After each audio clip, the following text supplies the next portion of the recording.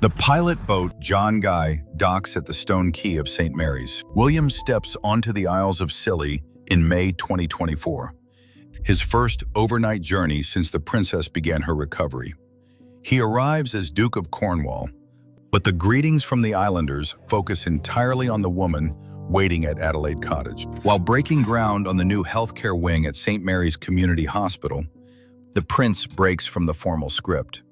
When asked about Catherine's health, his response is steady. "She is doing well," he says. It is a simple update that anchors a nation's concern.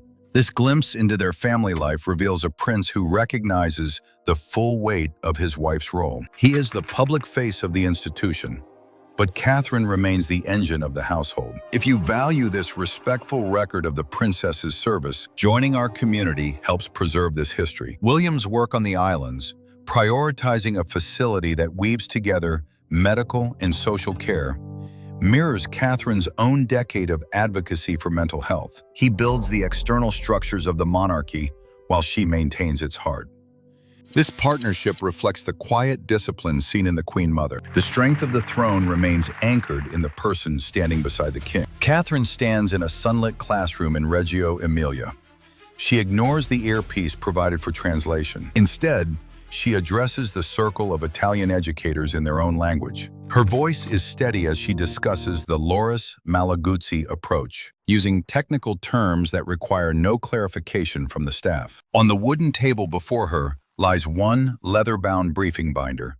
Its white pages are covered in her small, disciplined handwriting, annotations that trail deep into the margins. She turns to a specific set of figures from a 2023 study on neurological development. She does not glance at her secretary by the door. She traces a line under a single percentage point with her fountain pen, then looks directly at the lead specialist.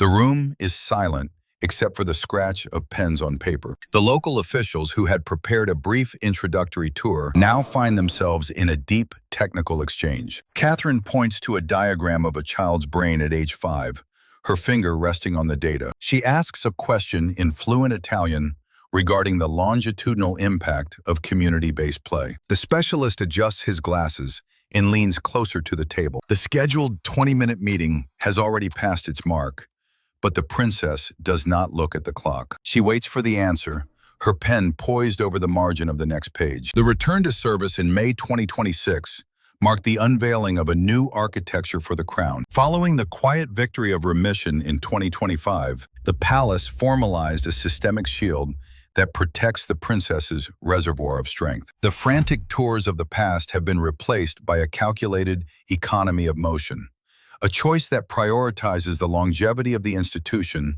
over the fleeting demands of the news cycle. King Charles responded to this evolution by granting Catherine the authority to issue royal warrants, a constitutional lever no Princess of Wales has held since 1910. While analysts calculate the billion-pound Catherine effect on industry, the princess herself remains focused on the tangible. In Nansledan, 10 sustainable homes stand as proof of her advocacy.